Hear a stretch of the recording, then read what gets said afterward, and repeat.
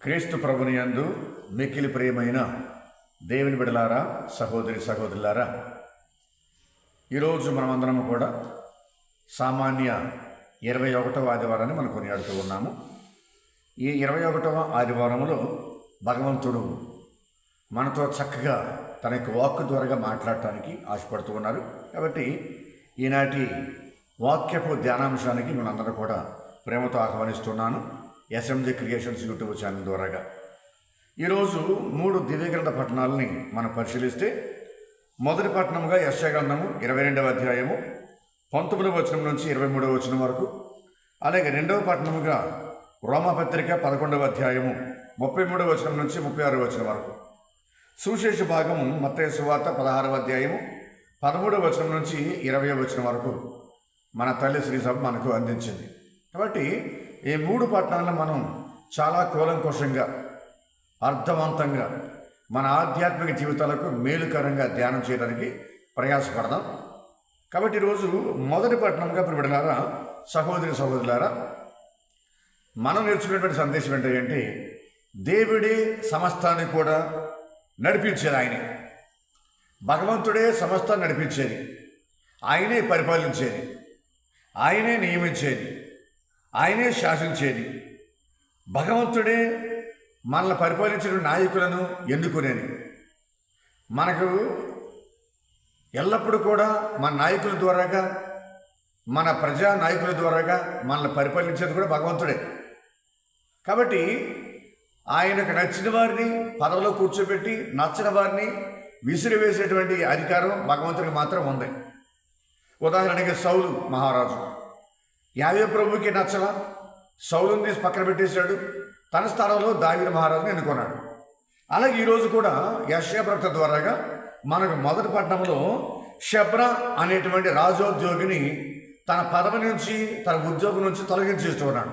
ఎందుకనగా ఈ షెబ్రా అనేటువంటి రాజోద్యోగి అవినీతిపరుడిగా, అలాగే అక్రమార్జనకు లోబడిన వాడిగా, మూర్ఖుడిగా, అహంకారిగా, తలబెరుచుతనం వాడిగా, మరి ముఖ్యంగా అవిధేయుడిగా జీవిస్తున్నాడు భగవంతుడికి. ప్రియబిడ్డలారా, ప్రియ విశ్వాసులారా, అందుకనే యెషయాతో అంటూ ఉన్నాడు, నువ్వు వెళ్ళి షెబ్రాను తీసి పక్కన పెట్టేసేయి, తనకు రోజు 3 దినమని చెప్పు, ఇక ఉండనవసరం లేదు తన పదవిలో, తన యొక్క ఉద్యోగంలో తీసేయి. షెబ్రాను తీసేసి నాకు ఇష్టడైనటువంటి వ్యక్తి, నాకు విధేయుడైన వ్యక్తి, దావీదు వంశస్థుడైనటువంటి ఎలియాకీమును ఎన్నుకోను.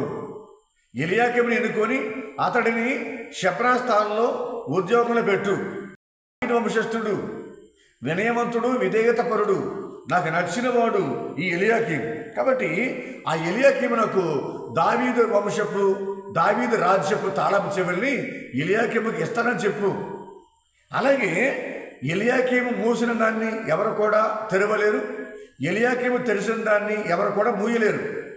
ఆ విధంగా ఎలియాకీముకి ఒక అద్భుతమైనటువంటి రాజ్యాధికారాన్ని ఇవ్వబోతున్నాను, ఒక అద్భుతమైనటువంటి గౌరవాన్ని ఇవ్వబోతున్నాను ఎలియాకీముకి. కాబట్టి నా ఆజ్ఞగా, నా నిర్ణయాన్ని, నా చట్టాన్ని ఎలియాకీముకు చెప్పు అని చెప్పని యెషయా ప్రవక్తతో యావేపురం మాట్లాడుతున్నాడు. ప్రియ విశ్వాసులారా, దేవుని బిడ్డలారా, ఇది మొదటి పట్ల మనం చూసేటువంటిది. ఇదే విషయాన్ని ఈరోజు సువిశేషంలో మనం చూస్తూ ఉన్నాం. యేసుక్రీస్తు పేతురు గారితో అంటూ ఉన్నాడు, ఇదిగో పరలోక రాజ్యం తాళపు చెవుల్ని నీకు ఇస్తున్నాను. నువ్వు భూలోకంలో దేన్నైతే బంధిస్తావో అది పరలోకంలో బంధించబడును, నీవు భూలోకంలో దేన్నైతే ఇప్పుతావో అది పరలోకంలో కూడా విప్పబడును. కాబట్టి ఇది మొదటి పట్టణంలో ఎలియాకీముకి ఇచ్చినటువంటి అద్భుతమైన ఆశీర్వాదాన్ని ఈరోజు యేసుక్రీస్తు పేతురు గారి చేతిలో పెడుతున్నాడు, పేతురు గారికి అందిస్తూ ఉన్నాడు యేసు ప్రభు. కాబట్టి మొదటి పట్టణంలో యావే ప్రభు ఎలియాకీముకి ఇచ్చినటువంటి అద్భుతమైన గొప్ప వరాన్ని సువిశేషంలో యేసుక్రీస్తు కూడా పేతురు గారికి అదే గొప్ప ఆశీర్వాదాన్ని ఇస్తూ ఉన్నాడు. ప్రియబిడ్డలారా, సహోదరి సహోదరులారా, ఇప్పుడు మనం సువిశేష భాగానికి వచ్చేస్తూ ఉన్నాం. సువిశేష భాగాన్ని జాగ్రత్తగా ధ్యానం చేయడానికి ప్రయాసపడతాం. యేసుక్రీస్తు మత్తయి సువార్త 16వ అధ్యాయము 13వ వచనంలో యేసుక్రీస్తు ఫిలిప్పు కైసరియా ప్రాంతములకు వచ్చినప్పుడు యేసుక్రీస్తు శిష్యులందరూ కూడా ఒక ప్రశ్న అడుగుతున్నాడు, మనుష్య కుమారుని గురించి ప్రజలు ఏమనుకుంటున్నారు అనే ప్రశ్న. ఏ ప్రదేశంలో అడుగుతున్నాడు ఇక్కడ యేసు ప్రభు? అది ఆ ప్రశ్న ఫిలిప్పు కైసరియా అనే ప్రాంతానికి వచ్చినప్పుడు, ఈ ఫిలిప్పు కైసరియా ప్రాంతానికి వచ్చినప్పుడే ఎందుకు యేసు ప్రభు ఈ ప్రశ్న అపోస్తలుకి సంధించాడు. ప్రజలు తన గురించి ఏమనుకుంటున్నారు, మీకేం అర్థమైంది ప్రజలు అనుకునే మాటలు నా గురించి అని యేసు ప్రభు అపోస్తలుని అడుగుతున్నాడు. ఇక్కడ ఫిలిప్పు కైసరియా అనేటువంటి ఈ ప్రాంతంలోనే ఎందుకు ఆ ప్రశ్న సంధించాడు అనే విషయాన్ని కొంచెం సేపు ధ్యానం చేయడానికి ప్రయాసపడదాం. ఈ ఫిలిప్పు కైసరియా అనేది అది ఒక మహానగరం. ఇది ఒక మహానగరం. వాణిజ్యం వ్యాపారము అధికముగా అభివృద్ధి చెందినటువంటి నగరం ఇది. ఇది అన్యులు నివసించే నగరం. మరి ముఖ్యంగా ఈ నగరం అంతా కూడా అన్య దేవుళ్ళ మందిరాలతోనూ అన్య దేవుళ్ళ దేవాలయాలతోనూ నిండి ఉండేటువంటి నగరం ఇది, ఈ ఫిలిప్పు కైసరియా అనేటువంటి నగరం. ఇదే నగరంలో ఒక మహా గొప్ప దేవాలయం అనేది నిర్మించబడి ఉంది. హీరోదు, మహాహీరోదు హెరడ్ ద గ్రేట్, యోదయ రాజ్యాన్ని పరిపాలించేటువంటి హెరడ్ ద గ్రేట్ అంటే మహాహీరోదు యేసుక్రీస్తు పూర్వం, క్రీస్తు పూర్వం 20వ సంవత్సరం నుంచి 10వ సంవత్సరం మధ్యకాలంలో ఈ మహాదేవాలయాన్ని నిర్మించాడు ఈ మహాహీరోదు. ఎవరికి గౌరవార్థంగా అంటే ప్రియులారా, అది కైసరియా అనేటువంటి రోమన్ ఎంపైర్ గౌరవార్థంగా దాన్ని నిర్మించాడు. రోమన్ ఎంపైర్ గౌరవార్థంగా దాన్ని నిర్మించాడు. అగస్టు కైసరే గౌరవార్థంగా ఈ మహాదేవాలయం నిర్మించి ఆ దేవాలయంలో పాన్ అనేటువంటి దేవుణ్ణి ప్రతిష్ఠ చేశాడు ఈ మహాహీరోదు. ప్రియ విశ్వాసులారా, కాబట్టి ఇక్కడ ఆ దేవాలయం ముందుకు వచ్చినప్పుడు యేసుప్రభు ఈ ప్రశ్న సంధించాడు. అలాగే క్రీస్తు పూర్వం మూడవ సంవత్సరంలో ఈ మహాహీరోదు కుమారుడైనటువంటి హేరోదు ఫిలిప్ అనేటువంటి ఈ వ్యక్తి యోధా రాజ్యపు రాజు ఈ దేవాలయాన్ని విస్తృతం చేసి, ఈ దేవాలయాన్ని వ్యాపింపజేసి, ఎక్స్టెండ్ చేసి, ఇంకా అందముగా దీన్ని తయారు చేసి ఈ దేవాలయానికి తన పేరును జత చేసుకున్నాడు. ఏం పేరు అది? ఫిలిప్పు కైసరియా అనే పేరు పెట్టుకున్నాడు. ఫిలిప్పు కైసరియా అనే పేరు పెట్టుకున్నాడు. ఎవరు? మహాహీరోదు కుమారుడు ఫిలిప్పు హేరోదు. తన కుమారుడు హేరోదుకు ఉన్నటువంటి 5 కొడుకుల్లో 3వ కుమారుడే ఈ హేరోదు ఫిలిప్ అనే వ్యక్తి. కాబట్టి ఈ మహాహీరోదు నిర్మించినటువంటి ఈ దేవాలయాన్ని ఎక్స్టెండ్ చేసి, ఇంకా బ్యూటిఫికేషన్ చేసి, ఇంకా అందంగా తయారు చేసి ఆ దేవాలయానికి తన పేరు వచ్చేలాగా ఫిలిప్పు కైసరియా అనే పేరు పెట్టుకున్నాడు. కాబట్టి ఆ దేవాలయం ముందుకు వచ్చినప్పుడు, అన్యుల దేవాలయం ముందుకు వచ్చినప్పుడు యేసు ప్రభు ఆయన ప్రశ్నిస్తూ ఉన్నాడు, ప్రజలు మనుష్య కుమారుడిని ఎవరని భావిస్తున్నారు? అంటే మనుషులకి దేవాలయాలు కట్టించారు, దేవుళ్ళకి దేవాలయాలు కట్టించారు. కానీ నిజమైన దేవుడు నేను కదా. యేసుక్రీస్తే రాజులకు రాజు, యేసుక్రీస్తే ప్రభువులకు ప్రభు, యేసుక్రీస్తే మహాదేవుడైన గొప్ప దేవుడైన మరి అటువంటి దేవునికి దేవాలయం కట్టకుండా ఈ మహాహేరోదు అలాగే తన కుమారుడు హేరోదు ఫిలిప్పు ఈ అగస్టు కైసరియాకి దేవాలయం కట్టించాడు. కాబట్టి ఇదిగో అన్యుల దేవుడిగా నేను గొప్పవాడిని, అన్యుల దేవతలుగా నేను గొప్పవాడిని, రాజుల కన్నా గొప్పవాడిని, అటువంటి నన్ను మర్చిపోయి, నిజమైన దేవుడిని మర్చిపోయి, నా తండ్రి దేవుడిని మర్చిపోయి వీళ్ళు విగ్రహార్థం చేస్తున్నారు అనేటువంటి ఆలోచన యేసుప్రభుకు వచ్చి అపోస్తలుని అడుగుతున్నాడు. ప్రజలు మనుష్య కుమారుణ్ణి ఎవరని భావిస్తున్నారు అని అడుగుతున్నాడు. ప్రియబిడ్డలారా, సహోదరులు, ప్రజలు అసలు గమనించారంటారా? గుర్తించగలిగారా? ఆయన నిజమైన గుర్తింపు, ద ట్రూ ఐడెంటిటీ, ఆయన నిజమైన వ్యక్తిత్వాన్ని శిష్యులు గుర్తించారా? అలాగే జనం గుర్తించారా అనేటువంటి ప్రశ్న యేసుక్రీస్తు ఆయన తన శిష్యులతో అడుగుతున్నాడు. కాబట్టి క్రీస్తు అని తన శిష్యులు, ప్రజలు నిజంగా తెలుసుకున్నారు లేదో, ఆయన నిజ స్వరూపాన్ని, ఆయన వ్యక్తిత్వాన్ని ప్రజలు తెలుసుకున్నారు లేదో అనేటువంటి సందేహం వచ్చి ఆ ప్రశ్న సంధిస్తున్నాడు. ప్రియబిడ్డలారా, సహోదరులారా, చదవండి ఒకసారి 15వ వచనం చదవండి. ఏమన్నది? ప్రజలు మనుష్య కుమారుని ఎవరని మీరు భావించుచున్నారు. ప్రజలు మనుష్య కుమారుని ఎవరని భావించున్నారు? అక్కడ ప్రజలు మనుష్య కుమారుని ఎవరని భావించున్నారు? అని యేసుక్రీస్తు అడిగితే అప్పుడు వీళ్ళు ఏమన్నారు? అపోస్తలు ఏమన్నారంటే కొంతమంది బాప్టిస్ట్ యోహాను అని, కొంతమంది ఇర్మియా ప్రవక్త అని, మరి కొంతమంది ప్రవక్తలో ఒకరు మళ్ళీ తిరిగి వచ్చాడని భావిస్తున్నారని చెప్పని అన్నారని ఈ అపోస్తలు 12 మంది అపోస్తలు యేసుప్రభుకి చెప్పారు.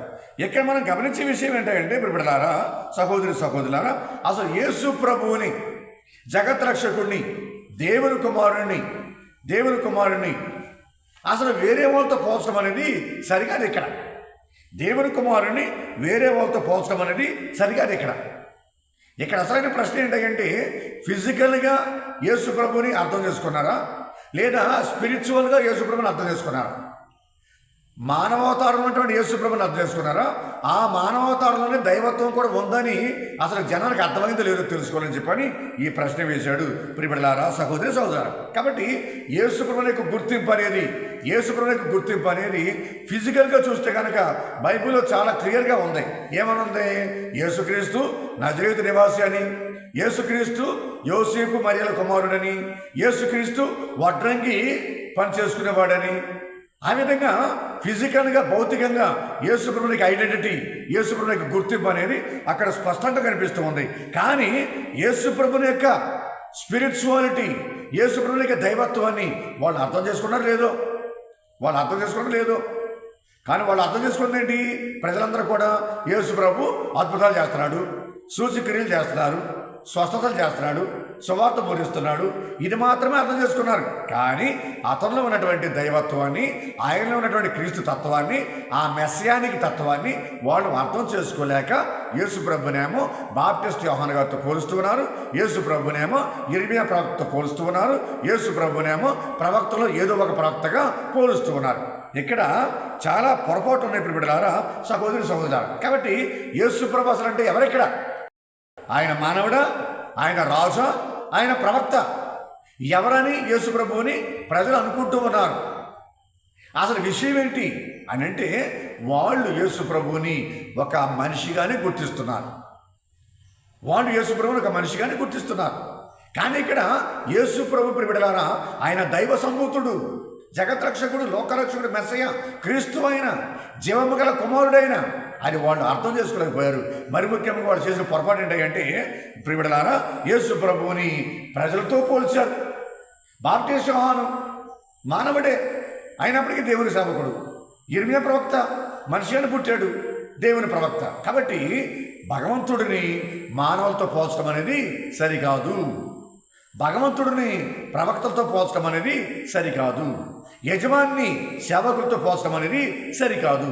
మరి ముఖ్యంగా ఒక వ్యక్తిని వేరే వ్యక్తితో పోల్చడం అనేది సరికాదు. ఎందుకంటే every individual is a unique person. ప్రతి ఒక్కరు కూడా ఒక ప్రత్యేకమైన వ్యక్తి, విశిష్టమైన వ్యక్తి. మరి అటువంటి విశిష్టత్వాన్ని, ప్రత్యేకతను పుట్టించిన భగవంతుడు ఎంతో అద్భుతకారుడైన, ఆశ్చర్యకరుడైన, మరి ముఖ్యంగా బిడ్డలారా, అద్భుతకారుడు, ఆశ్చర్యకరుడు భగవంతుడు. ఆ భగవంతుడు కుమారుడు యేసుక్రీస్తు. కాబట్టి ఇక్కడ ప్రజలు తప్పుడు సమాధానం చెప్పారు. యేసు ప్రభుని పొరపాటుగా అర్థం చేసుకున్నారు. Wrong answer.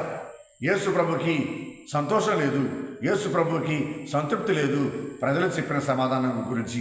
కాబట్టి ఆ మొదటి ప్రశ్న యేసు ప్రభువుని సంతోషపెట్ల, యేసు ప్రభువుని తృప్తిపరచాల. రాంగ్ ఆన్సర్ అది. కాబట్టి ఇప్పుడు ఆయన చూపు అనేది అపోస్తలుల వైపు తిరుగుతుంది. ఆయన చూపు అనేది తన 12 మంది అపోస్తలుల వైపు తిరుగుతుంది. ఎందుకంటే 12 మంది అపోస్తలు 24/7, 12 మంది అపోస్తలు 24/7 యేసు ప్రభుతో పాటు ఉన్నారు. యేసు ప్రభుతో పాటు ఆయనతో పాటు కలిసి జీవించారు. ఒక్క నిమిషం కూడా ఖాళీ లేకుండా, ఆయన దూరంగా ఉండకుండా 24/7 ఆయనతో ఉన్నారు. యేసు ప్రభు చేసినటువంటి అద్భుతం మొత్తం చూశారు ఆయన. యేసు ప్రభు చేసిన స్వస్థత మొత్తం చూశారు ఆయన.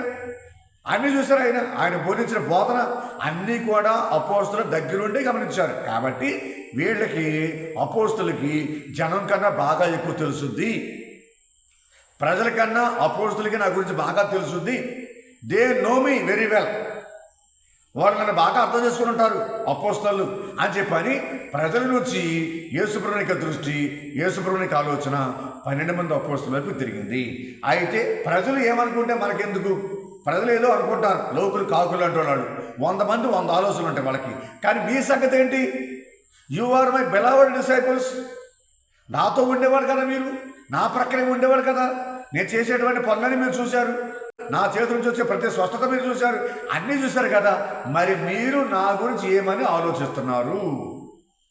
Who do you think that I am? అంతే, మీరు నా గురించి ఏమని భావిస్తున్నారు అనేటువంటి వాక్యాన్ని ఇక్కడ మనం చూస్తూ ఉన్నాం.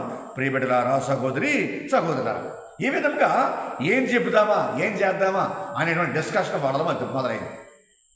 యేసుప్రభు ఎప్పుడైతే ఆ ప్రశ్న తన 12 మంది అపోస్తులకు సంధించాడో అప్పుడు వాళ్ళలో డిస్కషన్ మొదలైంది. ఏం చెప్తాం ఏంటని కన్ఫ్యూషన్ మొదలైంది,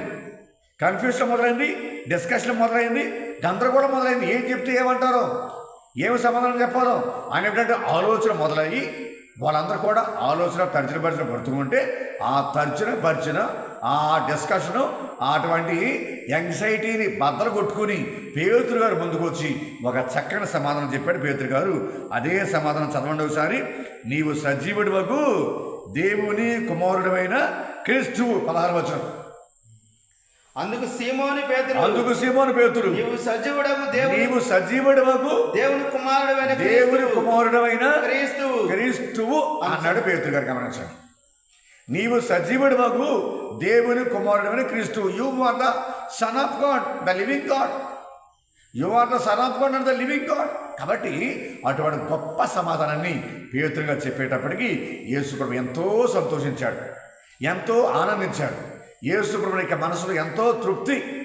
అప్పుడు యేసుప్రభు పేతురు గారిని పొగుడుతూ ఉన్నాడు. పేతురు, ఇటువంటి ఆలోచన, ఇటువంటి జ్ఞానము, ఇటువంటి తెలివి ఇది మానవ రక్తమాంసములు ఇచ్చింది కాదు. స్వయముగా నా దేవుడే నీకు ఈ విషయాన్ని తెలియచేశాడు. దేవుడే, నా తండ్రి దేవుడే నా గురించి ఈ సత్యాన్ని నీకు తెలియజేశాడు అని చెప్పని యేసుప్రభు మెచ్చుకున్నారు, సంతోషించాడు, ఆనందించారు. మనసులో ఎంతో సంతృప్తి పేతురు పట్ల. అందుకని ప్రశంసలు చల్లు కురిపించాడు, కృపావరాలు చల్లు కురిపించాడు పేతురు గారి మీద. అయితే ఇక్కడ విషయం ఏంటంటే పేతురు గారి కన్నా ముందే చాలామంది యేసుప్రభువుని దేవుని కుమారుడిగా గుర్తించారు. దేవుని కుమారుడు అని చెప్పి అన్నారు కూడా చాలామంది. అందరూ ఎవరెవరంటే చదవండి ఒకసారి బిడ్డలారా, సహోదరి సోదరులారా. నతానియేలు ముందుగా అన్నాడు యేసుప్రభుని ఉద్దేశించి, you are the son of God అని చెప్పని నతానియేలు అన్నాడు. బర్తలోమయో ఏమన్నాడు? చదవండి ఒకసారి. యోహాను శుభవార్త 1వ అధ్యాయము 49వ వచనం చదవండి. బోధకుడా నీవు దేవుని కుమారుడవు, ఇశ్రాయేలు రాజువు. గమనించండి, ఇక్కడ నీవు దేవుని కుమారుడివి. You are the son of God and you are the king of Jews and Israel. ఇక నతానియేలు అదే మాట అన్నాడు. పేతురు గారు చెప్పిన మాటే నతానియేలు కూడా ముందే చెప్పాడు. కానీ నతానియేలుని మెచ్చుకోరా. మరి రెండవసారి అపోస్తలులు కూడా చెప్పారు. ఏమని? మత్తయి సువార్త 14వ అధ్యాయము 33వ వచనం చదవండి. తుఫాను ఆపిన తర్వాత నీవు నిజముగా దేవుని కుమారుడు అన్నారు. కానీ వాళ్ళని కూడా మెచ్చుకోలేదు యేసుప్రభు. ఇక్కడ నతానియేలు అన్నాడు, అలాగే 11 మంది అపోస్తలులు అన్నారు, వీళ్ళెవరు కూడా మెచ్చుకోవాలా. అలాగే మూడవసారి కూడా పేతురు అంటున్నాడు. చదవండి ఒకసారి. యోహాను సువార్త 6వ అధ్యాయము 68వ వచనం నుంచి 69వ వచనం వరకు జీవాహారం మీద సుదీర్ఘమైన ప్రసంగం చెప్పిన తర్వాత, I am the living bread అనేటువంటి ప్రసంగం చెప్పిన తర్వాత పేతురు అంటున్నాడు. చదవండి ఒకసారి. సీమోను పేతురు ప్రభు మేము ఎవరి యొద్దకు పోయేదము? నీవు నిత్య జీవపు మాటలు కలవాడవు. మేము విశ్వసించితిమి. నీవు దేవుడి నుంచి వచ్చిన పవిత్రుడు అని మేము గ్రహించితిమి. గమనించండి, ఇక్కడ పేతురు గారు కూడా అదే మాట అన్నాడు అంతకు ముందే. కానీ అప్పుడు పేతురు గారిని కూడా మెచ్చుకోవాలి, పొగడల పేతురు గారిని కూడా. అలాగే 4వసారి ఆంధ్రీ కూడా అన్నాడు యేసుప్రభుని ఉద్దేశించి. చదవండి ఒకసారి. యోహాను సువార్త 1వ అధ్యాయము 41వ వచనం చదవండి. అతడు మొదట తన సహోదరుడు సీమోనును కనుగొని మేము మెస్సయాను కనుగొంటిమి అని చెప్పి సీమోను పేతురుని తీసుకొచ్చాడు యేసయ్య దగ్గరికి. తన అన్నైనటువంటి సీమోను పేతురుని యేసయ్య దగ్గర తీసుకొచ్చాడు. మేము మెస్సయాను కనుగొన్నామని. ఈ 4 సందర్భాల్లో కూడా ఈ అపోస్తలులు యేసు ప్రభుని దేవుని కుమారుడిగా, మెస్సయాగా, పవిత్రమూర్తిగా గుర్తించారు. కానీ అప్పుడు యేసుప్రభు మాత్రం ఎవరిని మెచ్చుకోరా. కానీ ఇక్కడ పేతురు గారిని మాత్రమే మెచ్చుకుంటూ ఉన్నాడు, పొగడతలతో ముంచెత్తూ ఉన్నాడు, దీవెనల వర్షం కురిపిస్తూ ఉన్నాడు. ఎందుకనంటే దానికి కారణాలు ఇప్పుడు బిడ్డలారా, దేవుని విశ్వాసులారా, కారణం ఏంటంటే ఇక్కడ యేసుక్రీస్తు వీళ్ళని అడగరా. ఈ 4 సందర్భాల్లో నేను ఎవరిని, నా గురించి మీరేమనుకున్నారు అనే ప్రశ్న వీళ్ళలో ఎవరికి కూడా సంధించాలి ఆ ప్రశ్న. అందుకే యేసు ప్రభు వాళ్ళని మెచ్చుకోలేకపోయాడు. మరి రెండవ కారణం ఏంటంటే ప్రియమిత్రులారా, ప్రియ విశ్వాసులారా, పేతురు అన్య దేవుళ్ళ దగ్గర, ఇక్కడ యేసు ప్రభు అడిగిన ప్రశ్న, సందర్భం, స్థలం ఎక్కడంటే అన్య దేశములో, అన్య దేవాలయములో, అన్య దేవుళ్ళు, అన్య దేవతలు కొలువైనటువంటి ఆ పాన్ దేవాలయం దగ్గర ఆ గుడి ముందు అడిగాడు ప్రశ్న. కాబట్టి అది ఇంపార్టెంట్, అది ముఖ్యమైనటువంటి స్థలం అది. ఎందుకని అన్యుల మధ్యన మనం మన దేవుడిని పొగడాల, అన్యుల మధ్యన మనం మన భగవంతుని స్తుతించాల, అన్యుల మధ్యలో మనం మన భగవంతుని గొప్పతనాన్ని వేణోళ్ళ పొగడాల, శ్లాఘించాల, స్తుతించాలి మనం. అది పేతురు చేశాడు, ఇది పేతురు చేశాడు. చాలా చక్కగా పేతురు గారు సమాధానం చెప్పాడు. అయ్యా, మీరు నిజమైనటువంటి సజీవుడు వాగు దేవుని కుమారుని క్రీస్తు అని ఒప్పుకున్నాడు. It was the confession of faith of Saint Peter. It was the confession of Saint Peter.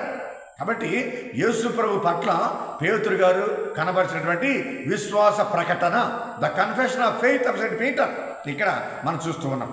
ఎక్కడ?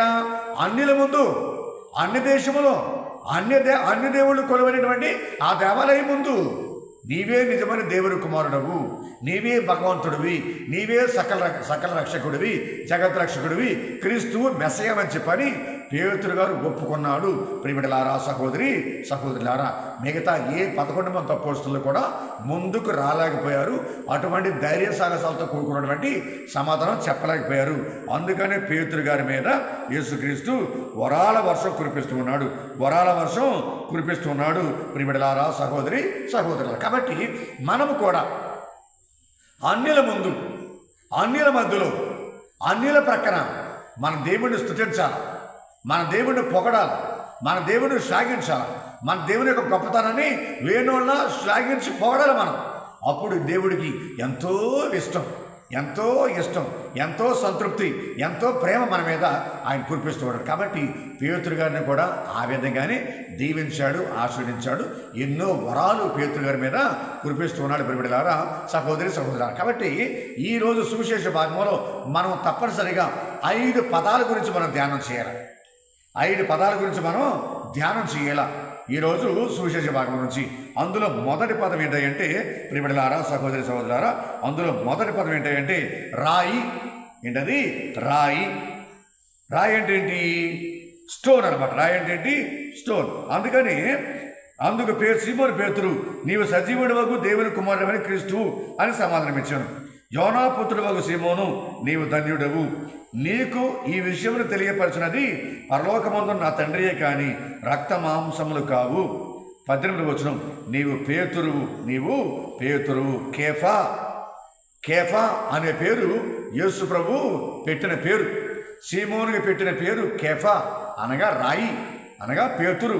నీవు పేతురువు, ఈ రాతి మీద నా సంఘమును నిర్మించాను. ఇక్కడ రాయి, ద స్టోన్. రాయి అంటే ద స్టోన్. ఈ రాయి అనేది ప్రియమిత్రులారా, it is the symbol of God. అది దేవునికి గుర్తు.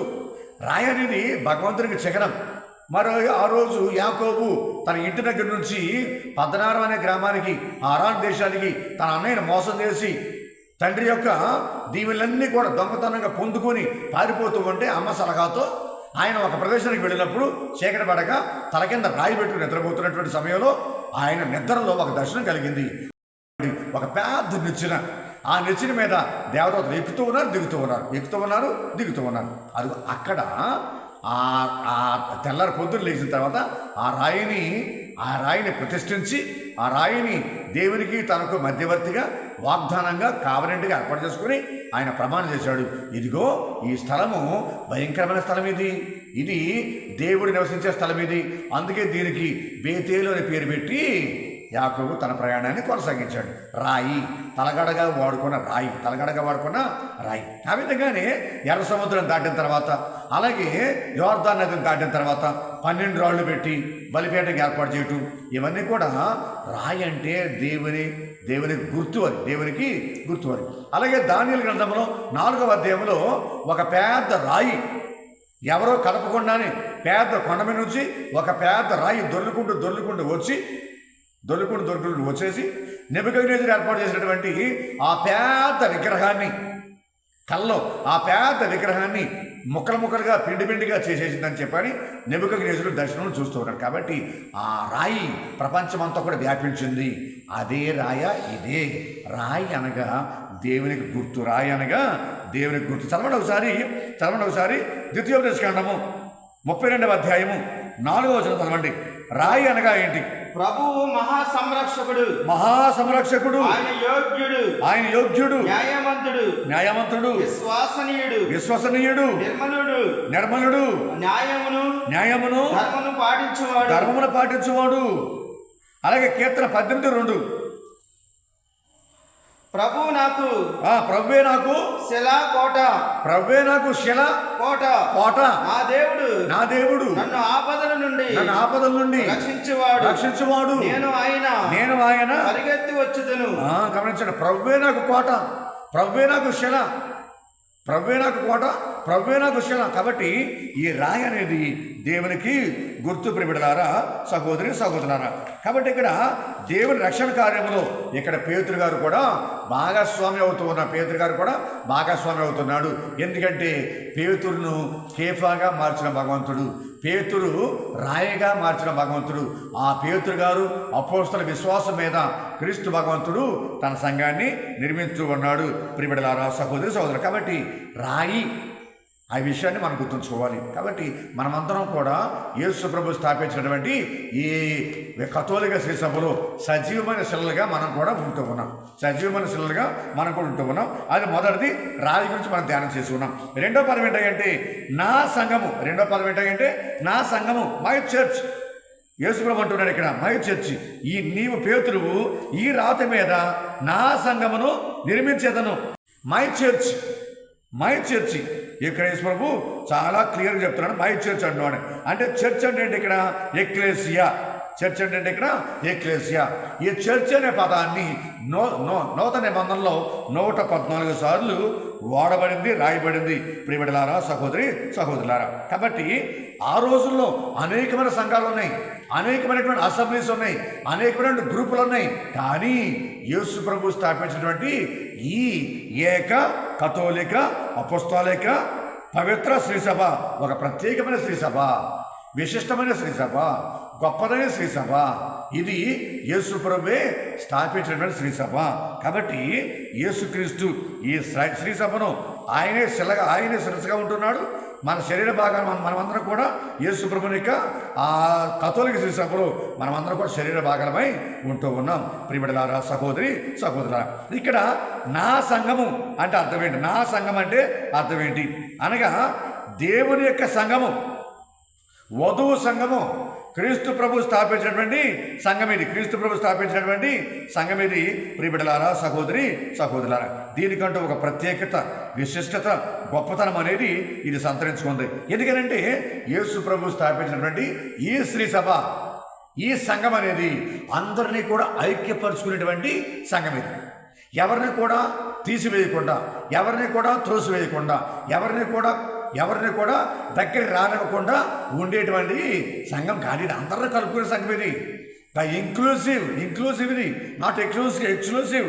కాబట్టి యూదులను, అన్యులను అందరినీ కూడా తాను స్థాపించినటువంటి ఇది ఒక నూతనమైన దేవాలయంలోకి యేసు ప్రభు చర్చ చేసుకుంటున్నాడు. అందుకే చదవండి, ఎఫెసీ పత్రిక 2వ అధ్యాయము 11వ వచనం చదవండి. పూర్వము మీరు ఎట్లుండిరో మీరు స్మరించండి. ఒకప్పుడు మీరు శారీరకముగా అన్యులై ఉంటిరి. శరీరమందు సున్నతి పొందిన వారిగా పిలువబడిరి. గమనించండి, ఇక్కడ మీరు ఇది వరకు అన్యులు, మీరు ఇదివరకు అన్యులు, your pagans and your Gentiles. కానీ క్రీస్తు భగవంతుడు తన అపారమైన కృప వలన, తన అపారమైన దీవెన వలన అపోస్తలుల యాజకత్వం ద్వారాగా మిమ్మల్ని క్రీస్తు భగవంతుడు తన సంఘంలోకి ఆహ్వానించాడు. మరి కథోలిక శ్రీ సభకి హద్దులు లేవు, సరిహద్దులు లేవు, ఎల్లలు లేవు.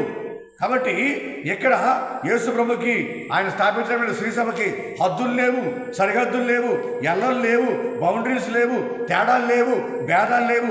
అందరూ కూడా క్రీస్తు ప్రభు యొక్క సంఘంలో సభ్యులే. ఇంకో వచ్చి చదవండి, గలతీ పత్రిక 3వ అధ్యాయము, గలతీ 3:28. కావున యూదుడని అన్యుడని లేదు, బానిసని స్వతంత్రుడని లేదు, స్త్రీ అని పురుషుడని లేదు, ఎలాగైనా క్రీస్తు యేసునందు మీరందరూ కూడా ఒక్కరే. ఇక్కడ మై చర్చ్ అనటానికి ఒక ప్రత్యేకత, కథోలిక శ్రీ సభకి ఒక ప్రత్యేకత. ఏంట ప్రత్యేకత? ఇదిగో ఇవన్నీ కూడా ఇది అందరినీ కూడా ఐక్యపరుస్తూ ఉంది, అందరినీ కూడా చేరదీస్తూ ఉంది, అందరినీ కూడా తన హక్కును చేర్చుకుంటూ ఉంది. ఈ కథోలిక శ్రీ సభలో భేదాభిప్రాయాలు లేవు, దీనికి హద్దులు లేవు, సరిహద్దులు లేవు, బౌండరీస్ లేవు. ఒకళ్ళు ఎక్కువ ఒకళ్ళు తక్కువ అని కాదు. యూదుడని సున్నతి పొందినవాడని సున్నతి పొందనివాడని ఇక్కడ భేదాభులు అంటూ ఏమీ లేవు. ఇక్కడ అందరూ కూడా క్రీస్తులో సమానులు అనే విషయాన్ని మనం ఇక్కడ గమనిస్తూ ఉన్నాం. That is the speciality of the holy Catholic church built by Jesus Christ on the foundation of St. Peter. కాబట్టి పేతురు అనేటువంటి అపోస్తుల యొక్క విశ్వాసం మీద, అపోస్తుల విశ్వాసం మీద నిర్మించబడినటువంటి ఈ కథోలిక శ్రీ సభ ప్రత్యేకత ఇదే. ప్రియబిడ్డలారా, సహోదరి సహోదరులారా, కాబట్టి యేసుక్రీస్తే బిల్డర్, యేసుప్రభు ఇంజనీర్, యేసుప్రభు డిజైనర్. ఆయనే సర్వస్వం కూడా, ఆయనే కట్టింది, ఆయనే డిజైన్ చేసింది, ఆయనే ప్రణాళిక వేసింది, ఆయనే ఇంజనీర్ ప్లాన్ వేసింది. శ్రీసభ అంటే ఎలా ఉండాలో మొత్తం కూడా ఆయనే ఫామ్ చేసింది యేసుక్రీస్తే. ప్రియబిడ్డలారా, సహోదరి సహోదరు, కాబట్టి ఇది ఆయన శరీరం. ఈ శ్రీసభ అనేది ఆయన శరీరం. మనమందరం కూడా ఆయన శరీరంలోని భాగాలను చదవండి ఒకసారి కొలస్సీ పత్రిక 1వ అధ్యాయము 18 చదవండి. ఆయన తన శరీరం పైన స్త్రీ సభకు శిరస్సు సమస్తమును ఆయనయే ప్రధానుడగును. అలాగే ఇంకో వచనం కూడా చదవండి, ఎఫెసీ పత్రిక 1వ అధ్యాయము 22వ వచనం. దేవుడు సమస్తమును క్రీస్తు పాదముల కింద ఉంచెను, సమస్తముపై అధికారిని చేసి ఆయనను స్త్రీ సభకు శిరస్సుగా అనుగ్రహించను. గమనించండి ప్రియ విశ్వాసులారా, కాబట్టి ఈ కథోలిక శ్రీ సభకి మై చర్చ్ అని, నా సంఘమని యేసు ప్రభు సంబోధించినటువంటి ఆ మాటకు అర్థమిదే. యేసు ప్రభువే శిరస్సు. మనమందరం కూడా ఆయన శరీరంలో భాగాలు. మనమందరం కూడా ఇక్కడ తేడాలు ఉండవు, అరమరికలు ఉండవు, భేదాలు ఉండవు, భాష, కులము, మతము, అలాగే ప్రాంతము, ఏ భేదాలు ఉండవు ఆయన ఈ శ్రీసభలో. అందరూ సమానులే.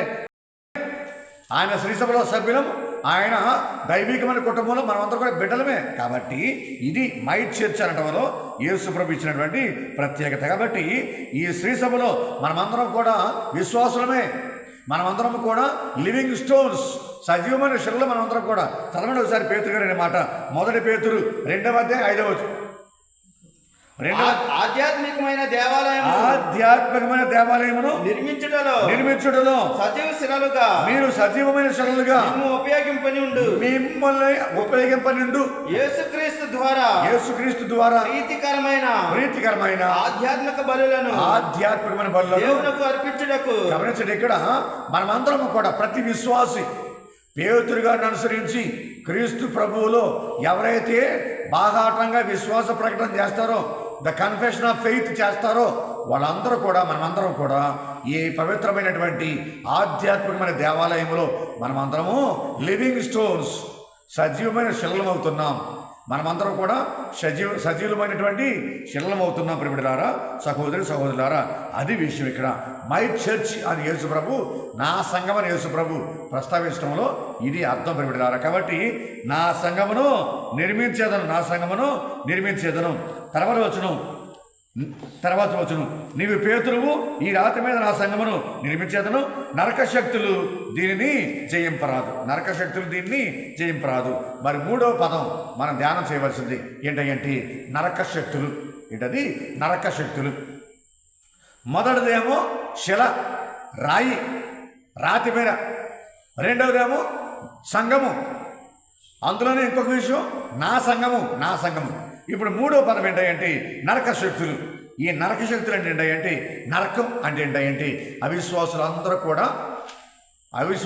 కూడా ఈ లోకాంతం వరకు నివసించేటువంటి ప్రదేశము, శిక్ష అనుభవించేటువంటి అది నరకం. సైతానుకును తన దూతలకును ఏర్పాటు చేసినటువంటి అది ఒక స్థలం, అది ఒక స్థితి. కాబట్టి సైతాను దూతలు, సైతాను శక్తులు, అంధకార శక్తులు ఈ యేసుప్రభు నిర్మించినటువంటి ఈ కథోలిక సంఘాన్ని ఏమీ చేయలేవు. నరక శక్తులు దీనిని జయింపజాలమని చెప్పని యేసుప్రభు అంటున్నాడు. కాబట్టి ఎంతోమంది క్రీస్తు వ్యతిరేకమైనటువంటి రాజులు, క్రీస్తు వ్యతిరేకమైనటువంటి చక్రవర్తులు, క్రీస్తుకు వ్యతిరేకమైనటువంటి రాజ్యాలు ఎంత ప్రయత్నం చేసినా కానీ కథోలిక శ్రీసభను మాత్రం ఏమీ కూడా చేయలేకపోయారు. ఉదాహరణకి రోమా చక్రవర్తి నీరోతో మొదలుపెట్టుకుంటే మిగతా వచ్చినటువంటి రాజులందరూ కూడా, చక్రవర్తులందరూ కూడా ఎంతో ప్రయత్నించారు. కథోలికులను, క్రైస్తవులను రూపమాపేద్దాం, సంఘాన్ని నాశనం చేద్దాం అని ఎంతోమంది ప్రయత్నం చేశారు. కానీ వారి వల్ల కాలేదు. కృప వలన కాన్స్టాంటైన్ ద గ్రేట్ రోము నగరానికి, ఇటలీ దేశానికి చక్రవర్తి అయిన తర్వాత కథోలికులకు, క్రైస్తవులకు స్వేచ్ఛ లభించింది. వేదహింసల నుంచి వారికి విముక్తి దొరికింది. అప్పుడు క్రైస్తవ మతం అనేది దేశమతంగా, రాజమతంగా ప్రకటించబడింది. కొంచెం స్వేచ్ఛ, స్వాతంత్రాన్ని పొందుకున్నారు ఆ మహానుభావుడు కాన్స్టంటైన్ ద గ్రేట్ 313వ సంవత్సరం వరకు ఏడి. కాబట్టి అప్పటి వరకు కూడా ఎంతోమంది రాజులు, చక్రవర్తులు ఎంతోమంది ప్రయత్నం చేశారు శ్రీసభను నాశనం చేద్దామని, క్యాథలిక్ చర్చిని నాశనం చేద్దామని, కథోలిక క్రైస్తవ విశ్వాసుల్ని చంపేద్దాం, నాశనం చేద్దామని. ఎవరు కూడా ఏమీ చేయలేకపోయారు ప్రియబిడ్డలారా, సహోదరి సహోదరులు. కాబట్టి నరక శక్తులు నా సంఘాన్ని జయింపజాలవు. మరి నాలుగో పదం ఏంటంటే పరలోక రాజ్యపు తాళపు చెవులు. మరి నాలుగో పదం మనం ధ్యానం చేయవలసింది. మొదటి పదం ఏమో రాతి లేదా శిల. రెండవదేమో మై చర్చ్, సంఘం చర్చి. మరి మూడో పదం ఏంటంటే నరక శక్తులు. మరి నాలుగో పదం ఏంటంటే పరలోక రాజ్యపు తాళప చెవి. పేతురు గారికి ఇస్తూ ఉన్నాడు యేసుక్రీస్తు. ఏమంటాడు ఇక్కడ యేసుప్రభు ఏమంటాడు ఇక్కడ? చదువుతాను వినండి ఒకసారి. నేను నీకు పరలోక రాజ్యపు తాళపు చెవులను ఇచ్చేదను. మొదటి పట్ల మనం విన్నాం ఏమని? ఎలియాకెముకి యావే దేవుడు దావీదు వంశపు రాజ్యపు సింహాసన తాళపు చెవుల్ని ఎలియాకెముకి ఇస్తానని చెప్పి అన్నాడు. గమనించండి, ఎలియాకెముకి ఇస్తానని చెప్పి అంటున్నాడు. తాళపు చెవులు అంటే అర్థం ఏంటి? అధికారానికి గుర్తు ఇక్కడ ప్రియబిడ్డలారా, సహోదరి సహోదరులారా. చదవండి ఒకసారి. యెషయా గ్రంథము 22వ అధ్యాయము 15వ వచనం. సైన్యములకు అధిపతి ప్రభువు నన్ను రాజగృహ నిర్వాహకుడిగా రాజప్రసాద అధ్యక్షుడైన శబ్నా వద్దకు పోయి అతనితో ఇట్లు చెప్పుము. చదవండి. ఇక్కడ నేనేమి పని? ఇక్కడ నీకేం పని? ఇక్కడ నీవెవరవు? అసలు నువ్వు ఇక్కడ ఉంటావు ఎవరు? నువ్వు ఇక్కడ సమాధివి తొలిపించుకొనేలా ఎత్తైన స్థలమున. ఇది మొదటి పట్ల మనం చదువుకున్న వాక్యం. చదవండి. సమాధిని కట్టించుకొనుము, శిలలోని నీకు నివాసము నిర్మించుకొనుచున్నావు. ఇది శబ్నాతో చెప్పిన మాట. ఇది తాళపు చెవి అంటే అర్థం ఏంటి? ఇక్కడ అధికారానికి గుర్తు. ఈ తాళపు చెవి ఇంటి తలుపు తీయటానికి, తలుపు వేయటానికి ఇది ఉపయోగపడుతుంది. ఈ తాళపు చెవి ఇక్కడ యేసుక్రీస్తు, అక్కడ యావే ప్రభు తాళపు చెవి గురించి మాట్లాడుతూ ఉన్నారు. ఇక్కడ యేసుప్రభు మాట్లాడేటువంటి తాళపు చెవి పేతురు గారికి ఇచ్చేటువంటి the keys of the kingdom of heaven. తాళపు చెవి లిటరల్గా మరి రెండవ అర్థం ఏంటంటే మనం గమనించవలసిన అర్థం ఏంటంటే ప్రియబిడ్డలారా, సహోదరి సహోదరులారా, ఇది రెండవ అర్థం ఏంటంటే విశ్వాసపు తలుపులు తెరవటానికి, విశ్వాసపు తలుపులు మూయడానికి పేతురు గారికి యేసు ప్రభు అధికారం ఇస్తూ ఉన్నాడు. The doors of faith, the doors of faith, విశ్వాసపు తలుపులు తెరవటానికి పేతురు గారికి, తర్వాత మిగతా అపోస్తలులకి అధికారం ఇస్తున్నాడు, అవకాశం ఇస్తున్నాడు. ప్రియబిడ్డలారా, సహోదరి సహోదరులారా, ఈ విధంగా కూడా మనం అర్థం చేసుకోవచ్చు. ఏ విధంగా చదవడం ఒకసారి. విశ్వాసపు తలుపులు పేతురు గారు చాలామందికి తెరిచాడు. ఆయన విశ్వాసపు తలుపులు చాలామందికి తెరిచి పరలోక రాజ్యమైనటువంటి ఈ కథోలిక శ్రీసభలోనికి, యేసుప్రభు స్థాపించినటువంటి సంఘంలోనికి ఎంతోమందిని ఆహ్వానించాడు ఆయన. చదవండి ఒకసారి. మొదటిగా ఎవరిని ఆహ్వానించాడు అక్కడ? పేతురు గారు యూదులను ఆహ్వానించాడు. మొదటగా యూదులను ఆహ్వానించాడు. అది ఎక్కడ చూస్తున్నాం మనం? అపోస్తల కార్యాలు 2వ అధ్యాయంలో పెంతెకోస్తు పండుగ రోజున పవిత్రాత్మ సర్వేశ్వరుని పొందుకున్న తర్వాత పేతురు గారు చెప్పిన ప్రసంగానికి మారుమనసు పొంది పశ్చాత్తాపడి అదే రోజు రమారము 3000 మంది యూదులు జ్ఞానస్థానం పొందుకొని క్రీస్తులోకి వచ్చారు. క్రీస్తు స్థాపించిన సంఘంలోకి వచ్చారు. అంటే పేతురు గారి చేతిలో ఉన్నది ఏంటంటే విశ్వాసపు తలుపులు తెరిచేటువంటి అధికారాన్ని దేవుడు యేసుక్రీస్తు పేతురు గారికి ఇచ్చాడు. ముందుగా యూదుల్ని క్రైస్తవ మతంలోకి తీసుకురావడానికి విశ్వాసపు తలుపుల్ని తెరిచాడు పేతురు గారు. అది పేతురు గారి యొక్క అధికారం, అపోస్తలుల యొక్క అధికారం. అది మొదటిది. రెండోది ఏంటంటే మనం చూస్తున్నాం కదా, అపోస్తల కార్యాలు 8వ అధ్యాయము 14వ వచనంలో మనం చూస్తున్నాం. ఏంటంటే సమరయలు కూడా చదవండి ఒకసారి. సమరయలోని ప్రజలు దేవుని వాక్కును అంగీకరించిరని యెరూషలేమునందలి అపోస్తలులు విని పేతురు ఆ ప్రజల వద్దకు పంపిరి. గమనించండి, ఇక్కడ ఏంటంటే సమరయులని క్రైస్తవ మతంలోకి ఆహ్వానించడానికి పేతురు గారు వెళ్ళి వారి మీద అభిషేక పలుకులు పలికి పవిత్రాత్మ సర్వేశ్వరుని పొందుకోవడానికి వాళ్ళకి విశ్వాసపు తలుపులు తెరిచాడు పేతురు గారు. ఎవరికి? సమరయులకి. ముందుగానేమో యూదుల కోసం విశ్వాసపు తలుపులు తెరిచాడు, తర్వాత ఏమో సమరయుల కోసం విశ్వాసపు తలుపులు తెరిచాడు.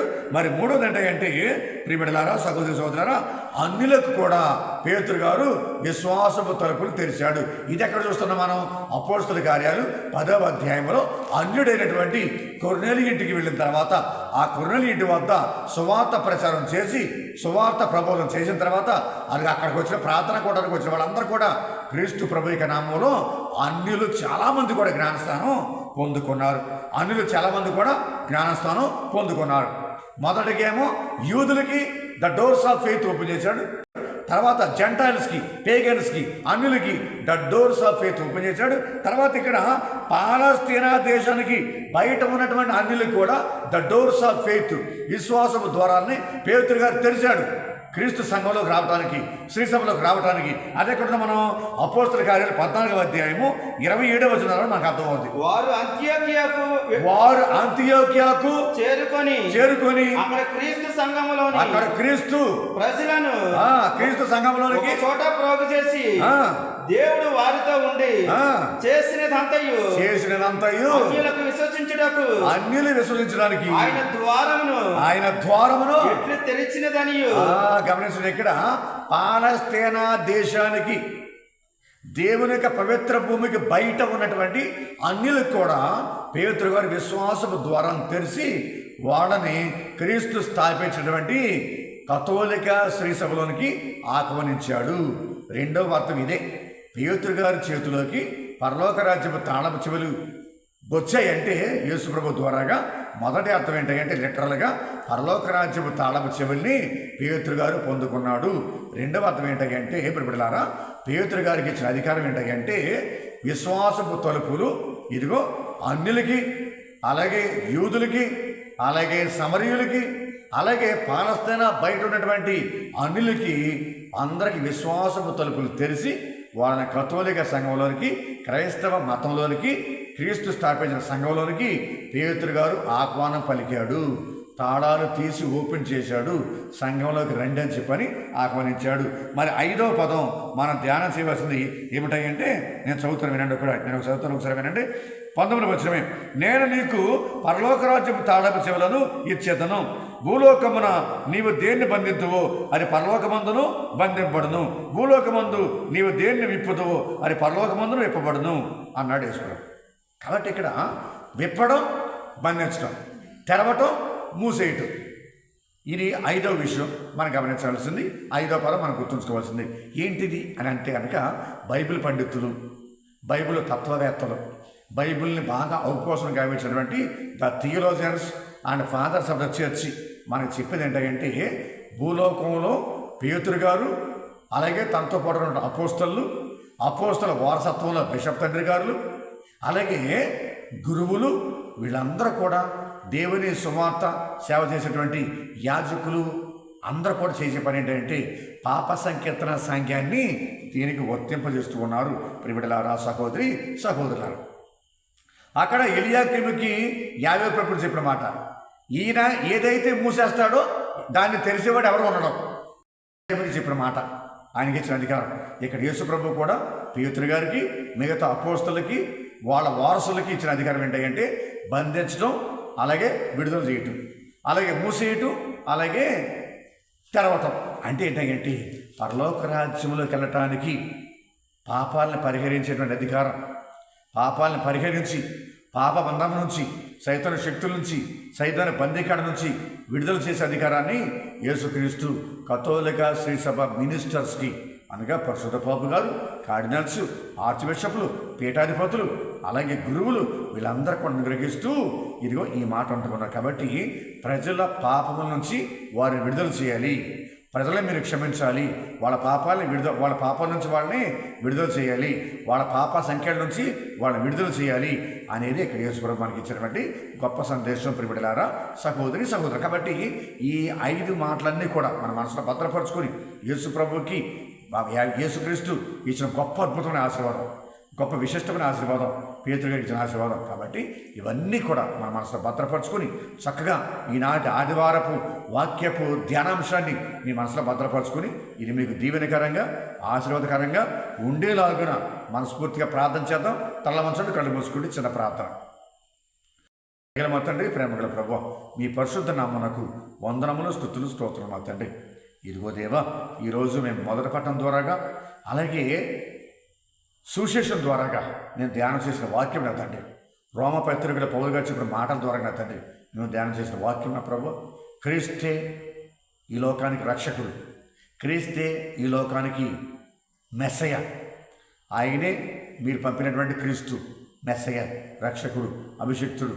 కాబట్టి ఆ క్రీస్తు భగవంతుని యందు మేము అపారమైన విశ్వాసాన్ని, నమ్మకాన్ని కలిగి పేతురు గారు ఏ విధంగా అయితే విశ్వాసం ప్రకటన చేసి కథోలిక శ్రీ సభలో మొట్టమొదటిసారిగా పేతురు గారు క్రీస్తు ప్రభువు స్థానంలో అధికారిగా, రాయబారిగా, ప్రతినిధిగా, అంబాసిడర్గా ఉండగలిగారు, అలాగే మేము కూడా మా దైనందిన జీవితంలో విశ్వాస ప్రకటన చేసి, కన్ఫెషన్ ఆఫ్ ఫెయిత్ చేసి మేము కూడా నిజమైనటువంటి విశ్వాసాలుగా తయారయ్యే భాగ్యాన్ని మాకు అనుగ్రహించండి. దినదినము కూడా నా తండ్రి మేము విశ్వాసంలో బలపడాలి, నమ్మకంలో బలపడాలి, భయభక్తుల్లో బలపడాలి, క్రీస్తు యొక్క తత్వంలో బలపడాలి.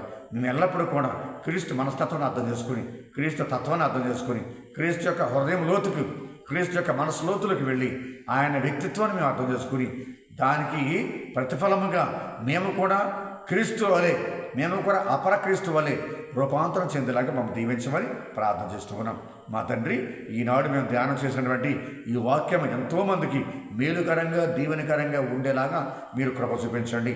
ఈ వాక్య ప్రసంగాన్ని వినేటువంటి ప్రతి ఒక్కరికి ఆరోగ్యాన్ని, శక్తిని, బలమును, శాంతిని, సమాధానం దయచేయండి. కుటుంబాల ఐక్యతను దయచేయండి. సంతాన వరం దయచేయండి. ఆర్థికపరమైన అప్పుల నుంచి వారిని పైకి లేవనెత్తండి. అన్ని విషయాలు కూడా మీరు తోడుగా ఉండి దీవెనలు, ఆశీర్వాదములు నిండుగా మెండుగా కుమ్మరించమని, అలాగే నా ప్రభువా, ఈ ఎస్ఎంజే క్రియేషన్స్ యూట్యూబ్ ఛానల్ ద్వారాగా దేవా ఎంతోమందికి సువార్త పరిచయం చేస్తూ దేవ మీ యొక్క సువార్త కార్యక్రమాన్ని వేణోళ్ళ ప్రకటించేటువంటి మీ కుమారుడు, మీ అభిషేక్త గురువు కాబట్టి యోహాను స్వామిని దీవించమని, అలాగే వారికి సహాయం చేసేటువంటి ఎస్ఎంజే క్రియేషన్స్ యూట్యూబ్ ఛానల్ బృందాన్ని దీవించి ఆశీర్వదించమని, ఆ ఛానల్ ప్రభువా దినదినం కూడా అభివృద్ధి చెందేలాగా దీవించి ఆశీర్వదించమని మా ప్రభువు యేసుక్రీస్తు ద్వారా ఈ మనవి చేస్తున్నాము తండ్రి. ఆమేన్.